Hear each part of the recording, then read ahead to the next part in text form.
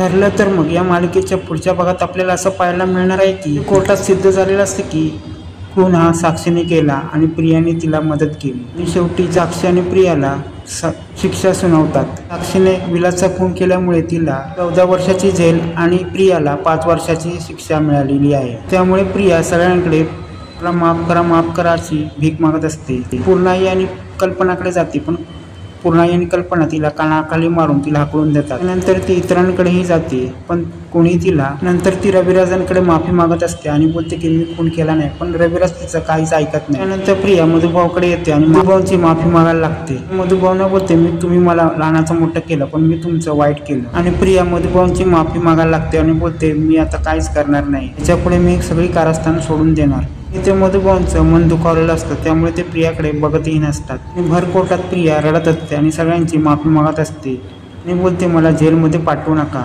जज साहेब प्रियाला बोलतात की तुमची नाटके इथे चालणार नाही, तुमची शिक्षा कन्फर्म झालेली आहे आणि कोणी तुम्हाला माफ केलं तरी तुम्हाला कायद्यानुसार शिक्षा होणारच आहे।